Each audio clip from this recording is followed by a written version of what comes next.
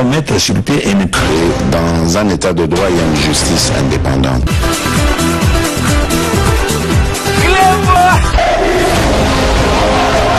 Ce n'est pas pour rien qu'il faut des conseils.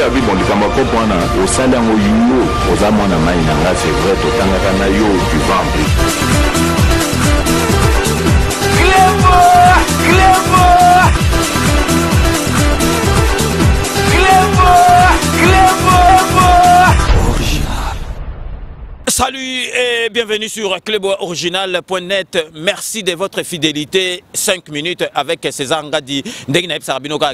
Tout le monde est d'accord et il en restera ainsi pendant très longtemps. 5 minutes à l'élo. Donc tu y es parce que tu es méchant. Dès que tu es bino, Mikolo nyo surtout, tu as 5 minutes à la musique. Parce que dans un plateau, et aussi mbaté. Donc 5 minutes, oh il y a l'élo, tu es méchant. Parce que Congolais, misusu donc bazali ko comprendre que tes peuples congolais bazali na espoir na présent na biso. Balingi congolais à vivre ndengi congolais ko vivre parce que mboka na biso à part minéré. Donc soki toti minéré, toti mabele mboka na biso, mai poisson mboka na biso donc Congo tozali na possibilité ya ko vivre na ndengi moko ke ndengi pays na biso et ko vivre. Mais bateau bayaki liboso ya président de la République bazalaki na intérêt que congolais à vivre. Yangona to lobby tozali ko beta c'était que avant 2023 bateau ba constater que oh tozali ko banga ke élection non. IDPS ezali ko banga élection té. Avant 2023 il faut avant élection salama il faut recensement et salama. Recensement salama to ba congolais azali wapi congolais nini oya ko voter et puis ko sala ba carte d'identité après élection ko salama élection ko salama te na ba condition oyo tozali na yango na tozali ko senga que ba élection et ko salama kaka soki recensement zali recensement ko salama avant 2023 mais soki eleki wana ko zala faute na bisote donc sikoyo lelo tozali ko beta c'était boyebi que peuple congolais azali na ko souffrir peuple congolais azali na espoir que président de la République akobongisa makambu. Il y a peuple congolais, na social à peuple congolais azolia bien peuple congolais a reçoit maï, a reçoit courant et si kanyo surtout azali. Mais eloko lelo tozali ko beta c'était et pessimiso pas sinama on a motema boyebi que gouvernement oyo il y a Ilungu Kamba donc premier ministre azali mais bazali donc ministre moko bango nyoso te gouvernement bazali démissionnaire. Président de la République a qui que ministre wana le temps qui misusu ya gouvernement sikeza zali batu moko bazo s'occuper na ba faire moko courante donc bakoki ko ba décision te bakoki ko bimisa mbongo ebele te oyo ba monta munene sans que présidence de la République a yeba mais eloko pesi biso mawa boyebi ke kanambe muyibi oyo aiba mbongo na mboka na biso asala eloko te azwaka par mois $280 000 par mois salaire na ye. Il y a ancien président donc Namasolo wana boye bake Fayulu azalaki député a signé à voter loi wana ke Kanambe azwaka $280 000 parce que yango bomona ki Fayulu abandaki na ye ko zalaka kake akoma président de la République ata sali 2 ans na ye akotika la ex-président de la République pour azwa $280 000. Que deviendra monsieur Kabila? Monsieur Kabila est citoyen congolais. Il a sa place ici au Congo. Il fera ce qu'il voudra et du reste la constitution est claire, il est sénateur à vie et maintenant l'Assemblée nationale vient d'adopter comment dire une loi sur les statuts des anciens présidents. Je crois que il sera là. Et les maîtres mots chez nous, s'il n'y a pas de revanche. Si quelqu'un croit qu'il a fait du mal à Fayulu ou à l'entourage de l'Amouka, un membre de l'Amouka, il faut savoir que nous avons pardonné. Parce que nous sommes des chrétiens. Et les deux premières valeurs des chrétiens, c'est 1, l'amour, 2, le pardon. Donc que les gens comprennent que nous avons pardonné et il n'y aura pas de revanche. Vous n'utiliserez pas son expérience? Mais nous sommes dans la démocratie. J'ai un programme. Et le programme qui est là, c'est un programme que nous avons concocté au niveau de l'Amouka. Et c'est ce programme qui sera utilisé. Mais que tout citoyen congolais qui peut amener quelque chose pour le pays. L'expérience sera valable et utilisée.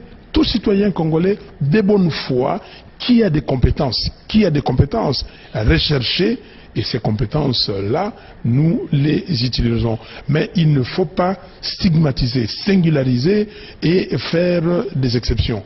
Non, ce sera un état de droit, un état où tout le monde doit travailler en fonction des lois de la République.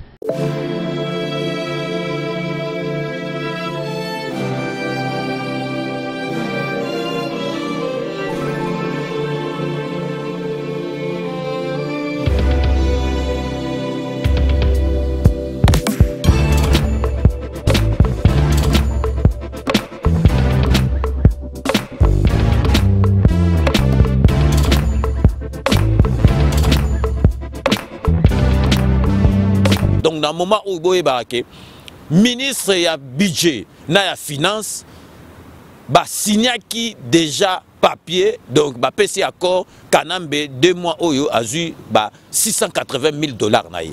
Est-ce que zali penza normal au moment où président de la République ba alobaki ke mbongo ya minene bimate et puis est-ce que $680,000 ya Kanambe ezali penza pressé na moment oyo? Est-ce que ça a vraiment une importance que ça a Kanambe $680,000 au moment où le gouvernement est bimité, le peuple congolais a Koufanzala, ministre à budget, ministre à finance, signé, PC accord que Mbongo est débloqué, ça Kanambe salaire n'est pendant 2 mois. Est-ce que le peuple congolais a besoin que Kanambe ait $680,000 dans le moment? Et ça que pesa mawana passe na motema comme on a makambo boye Kanambe a sa priorité. Dossier à Kanambe à salaire n'est un dossier prioritaire et puis le ministre on a signé que Mbongo Ndengo ana ebima. Donc il y a un peuple congolais tous allez comprendre té ce qui peuple congolais ndokia Congo ezaka congolais yemoko tous allez comprendre té. Donc ce koyo tous allez ko sabino botala makambo oya bakuluna. Bakuluna tangu Kanamba ya bango ba créer bakuluna babando sala que kuluna kati mutu abomi mutu. Mais à côté na bolo kwa bimi président de la République a sali service donc national oyo penza ke bakuluna bakomi ko kende ko sala babilanga ko bakomi na intérêt ya peuple sikoyo bakomi penza ke donc kuluna akomi ko sala biloko oyo peuple azali na ye besoin mukile azali na ye besoin Congo azali na ye besoin tout ce na bino extrait botala moi na moi so azali ki kuluna makambo alobi na kati eza makambo na linga na partager na bino alobi bo bandimi bando kata mutu babando ko sala makambo mabe mais alobi ke soki biso to bando sala makambo bo parce que ba parents na biso bazalaki na misalate bazalaki na biloko roliate yango wana to féliciter président de la République féliciter président de la République na boule oya zui ndenge bakuluna ba kompenza utile na kati ya société na biso ya mboka na biso mais boyoka oya lobby il faut vraiment tous en considération. Donc restez connectés sur un club original. À tout de suite. Voilà, Mbote papa journaliste. Voilà, Tomonio Awa non toza. Awa toza na aéroport ya Mbujimayi. Voilà, Tomonio na tenu à service national. Yebisa biso no mabeni no bakuti onango pour lelo ozana Mbujimayi na service. Mabeo bakuti na bakuti biso nango poke biso toza miyibi toza bandumba toza bakuluna tozokisaka tokataka yango bakuti biso na mabeo wana baye na biso. Très bien. Siko eloko nini bana ko motiver yo pour sala mabeo wana? Mingi eloko bande ko motiver nga ko sala mabe kala tozalaka bazo futa ba parents na biso malamu mboka ezotambola malamu biso pe bana na kati ndaku to bande ko tambola malamu. Tellement mboke koma kotambola mabe makamnyo se koma mabe yango moni ba moral na biso pe bana e koma ko beba partir ya ba parents na biso moko ba koma ko bebisa biso moral okoyebisa mama papa likamusongolo pakala akoboya koyoka yo yango wana esala ke biso to bando sala ba combien oyo dejo sala mabe est-ce que vous avez un nombre ndetinga na sala batu mabe vraiment te mabe nanga pona kenda kokota ba passage na mibali oyo ya batu bazwaka biso na balabala mais les autres na éviter ce que zanini. Très bien, lelo bazio OK ça la bilanga na service national impression na lilo balangé ko zala boye biso bata mabe miyibi bandumba bakuluna babomi bozwi biso eloko kana nasenga na chef de l'état ekokamusanga mingi parce que nga naza congolaise na yebi makambo oyo elokaka na mboka na biso mbongo na mboka na biso emonanaka te bato batournaka mbongo na biso bato bazotourne babien ya leta bakonzi oyo batikali basalaka mabe na kati ya mboka na biso peni na bango eza nini etumbu na bango eza nini yango naolingaka nayeba seke mpo na yo oza kotuna bino bakangi bino bao mpe bayibaka mbongo ya leta baministre so peni na bango eza nini yango nga mpe nazotuna baministre bao banani bakonzi tu ya likolo bao basalaka mabe oyo ezebani na kati ya mboka me bakufaka yango nalingi natuna chef de l'état peni na bango eza nini eza kaka mpo na biso bakulu na bandumba babomi bateki bango bao bazobomelo mboka bao bazotambwiselo gouvernement mabe peni na bango eza nini mpo tomonaka kaka ta basali boye toyokaki ye moto entele eleki boye ekoleka ka swi lokwa eloko eza te eleki mpe ka bongo mpo na biso bato mabe tondimi mabe na biso toyawa nga mpe nazotuna mpo na bango mpe bato mabe bakonzi oyo bazobomela biso Congo lelo Congo tokomi na difficulté parce que bango batondisi babie na ndako na bango batondisi bana na bango na bapoto soki lelo biso tozosufre eza parce que mpo bamama na biso bafutamaka malonga te bafonctionnaire bazwaka mbongo malonga te donc droit na biso bakongolais eyebani te yango tokomi kosala mabe bino bozwi biso ebongo bango peni na bango eza nini. Merci beaucoup. Merci papa journaliste.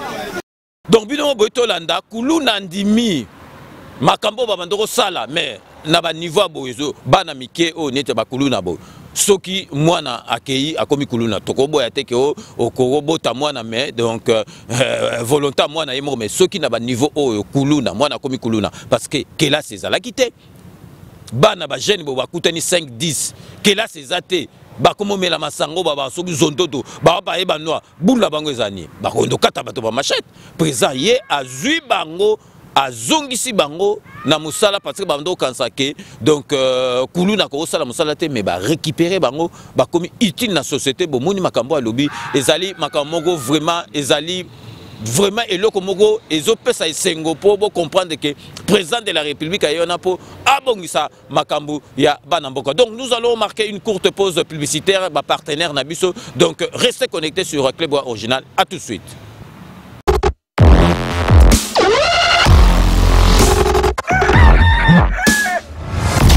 Voici Mbekisi tata yoki kolela na yo na pesi yo libala bongo eloko nini ezangi nalakisa yo esika okosala fete na yo sale eza se moko Bali Santerre olombi yango soki oyini na botoli lipamboli na ngai mokonzi na yini te papa Bali Santerre mama na salle de fete Bali Santerre libala na yo ekoleka ndenge bayambaka yesu na Yerusaleme na Bali Santerre eza kaka salle de fete ya pamba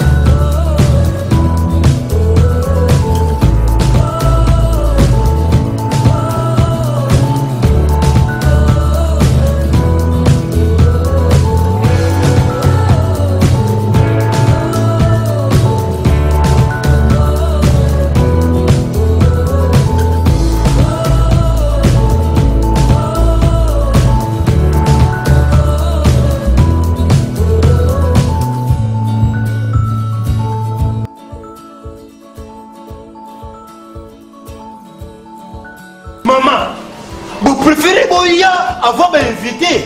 Oh, papa, vit de loin. Nabi Lengi a salle de fête. Bali Santerre. Et c'est un gâteau comme avant invité Bako. Maman Nangaye. Nkela Yangani. Maman non. Boye va avoir invité. Oui. Na Yebisa Kibino. Salle de fête Bali Santerre. Yangonde Makambo. Salle de fête Balisa Terre. C'est très amusant. Très amusant. C'est très mignon. Salle de fête Balisa Terre, c'est fantastique. Mobekisi, oya lisusu. Moi aussi, n'ayez pas un Kobako pour la bilingue, ya salle de fête Balisa Terre. Natika Kakembo pe bisengo ya tata nanga kuna na lola. Po bilingi na yo kaka na salle de fête Balisa Terre. Moi si oyebi yango te. DJ Junior.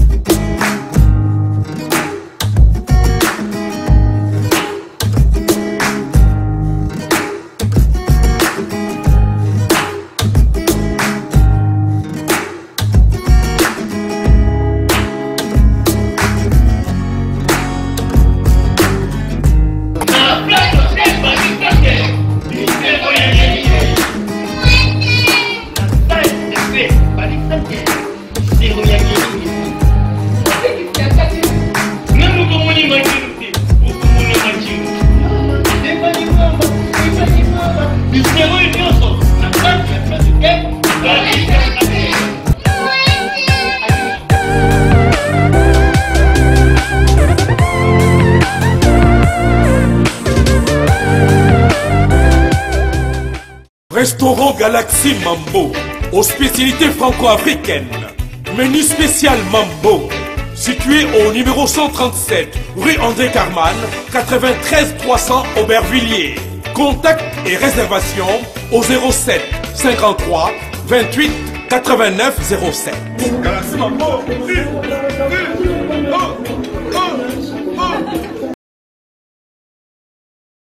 Sepela TV et yena makambu ya sika lisusu. O ba chaîne ya France eza na kati. Ba chaîne ya Congo eza na kati. Ba chaîne ya Londres eza na kati. O ngomona makambu ya politique ya sika. O parti AA eza na kati. O parti BB. O CFAIO eza na kati. Ya Sepela TV. Bouquet comme ya muke boye. O tina poche voyager na ngokeno partout lingi. Na bouquet no ya Sepela TV. Sepela TV. Mais ma biso n'engozo ma biso wana 4K machine ma daka Sepela TV. Bienvenue dans le monde de Sepela TV. Sepela TV est le décodeur qui vous permet de suivre les chaînes du Congo en direct de la diaspora.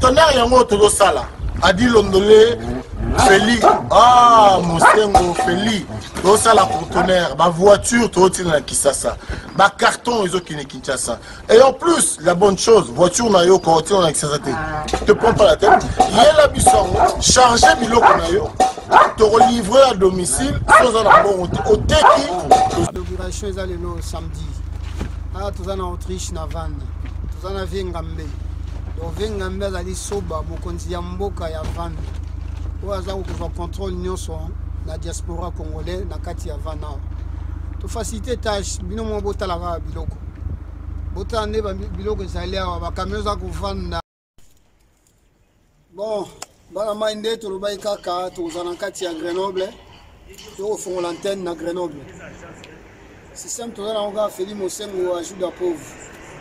Nous avons à Grenoble, adresse ya moto zali. Nous avons un représentant à Grenoble à Zaliawa, Marabokando. Aujourd'hui carton mi balé, carton moko félé. Donc système toi na moi ajout de pauvre. Fatih Béton.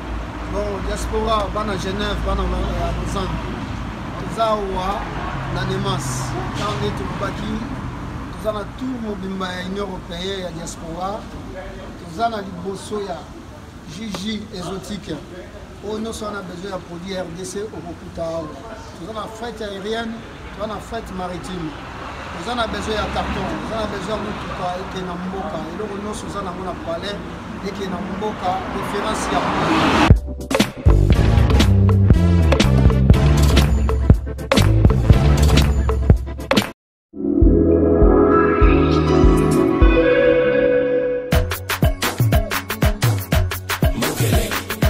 bino bolukaki makambo menano bamoni te bosi ya mokelengi gaga bokolinga ngo bogo tolingaka ngo bongo na mboka na biso tozanaka nda tokosekiso tolinga bongo te ame tokosekiso bafutinga lelo na meli bakuti la resili nango ale na zongi mpiaka nalinga bongo te ezaki ndoki na molambi me na mona na nga ba Thomson ba poisson mama na ngai mama na ngai na mona te ya ko découvrir suka na restaurant ya ko découvrir balobi Thomson na ka moko mais elambi ekeseni elambelelo ezali kamya elambelelo ana invité nga pe nakozala ngana oyalia nanga la mer pour la mer nde gunanga Galaxy Mambo salaka makambo po biso to sepelaka kaka famille présidentielle ekozala wana biso bado batokozala tokolia poisson mambo chikane mambo mambo venez nombreux venez nakozala Venez, vous ne serez pas ici. Venez nombreux car ça sera super méga chaud. En tout cas, moi, je ne vais pas manquer ça.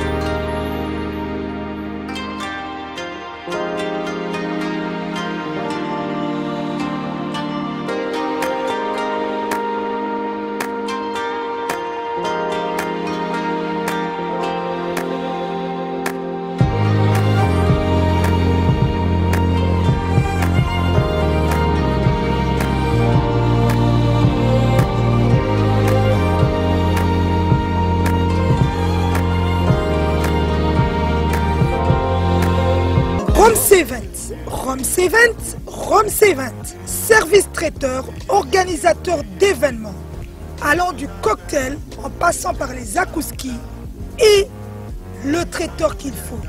Vous avez toutes les spécialités, africaines, européennes, asiatiques, du monde entier. Quel goût, quelle perfection, quelle propreté. La dégustation est au rendez-vous grâce à Rome C20.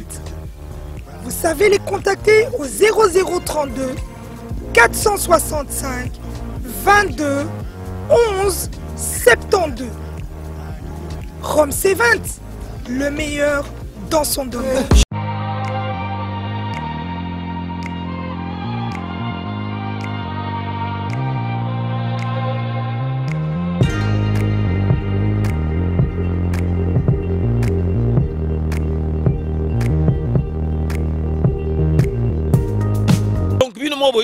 partenaire Nabiso, merci vraiment bocha bango maboko parce que bango peut batiaka biso maboko bazalaki na confiance en biso na 2020 bazongeli biso na 2021 donc merci vraiment tozali ko recommander bino ba partenaire na biso nyoso tout donc avant tout cette émission na biso tozali ko beta sous CT donc $680 000 ya Kanambe eza priorité mais tozali ko ka moi donc ministre ya finance na ministre à budget ba signé ba pesi Kanambe donc azo mbongo ne au moment où ba congolais baza kokufa na nzala mais $680 000 ekeye pa Kanambe o aza nango besoin te aza déjà na mbongo sa yiba mais yango na lelo to linga ito beta c'était na makambwana donc c'est pas normal président donc ba violer ordre ya président de la République ba respecter yango te président le baki ba koki ko sala ba makambo wana te obimsa ba monta mino bazali na pona ba faire courante donc ekomi donc Kanambe est-ce que priorité ya Kanambe ezali penza donc salaire wana ya Kanambe est-ce que ezali prioritaire donc yangona lelo to lingaki to beta penza c'était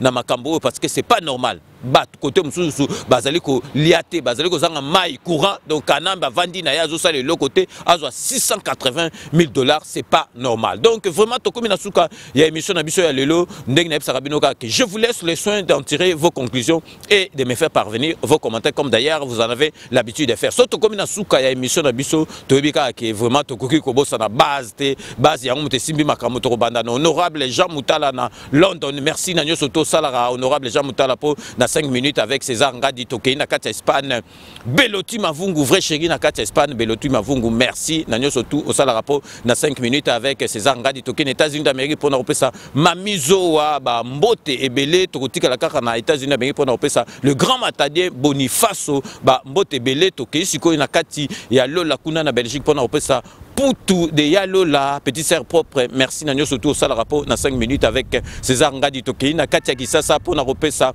Willy Panzou, donc merci na intervention Nanyo surtout au sale rapport dans 5 minutes avec César Ngadi. Donc Tozongi a Katia France pour na repesa Jean-Marie Chibangu, merci à trop Nanyo surtout au sale rapport dans 5 minutes avec César Ngadi Tokei, na Katia Normandie pour na repesa Pamphile na Tomambo na Bambo Tebelewana bazali vraiment ba fidèle de fidèle, il y a 5 minutes avec César Ngadi Tokei na à Canada, à Montréal, pour nous ça Mafina Mokonji, la belle voix de 5 minutes avec César Ngadi. La belle voix de 5 minutes avec César Ngadi. Toké Nakati à Namibie pour nous ça donc Babi Lumumba, Mbotebele et Sikayo Ozali. Donc c'est la fin de ces 5 minutes avec César Ngadi. Cette émission a été réalisée par Willy Kunda. Nous allons nous retrouver dans le plus bref délai pour un nouveau numéro. D'ici là, portez-vous bien et à très bientôt. N'oubliez pas, tout le monde est d'accord et il en restera ainsi pendant très longtemps. Bo sanate Kanambe akozwa masolo nambuchu penadikos.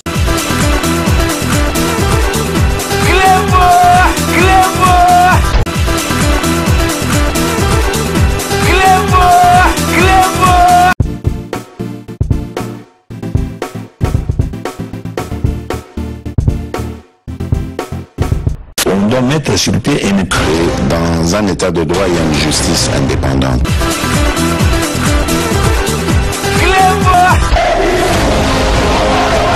Ce n'est pas pour rien qu'il faut des conseils. C'est vrai,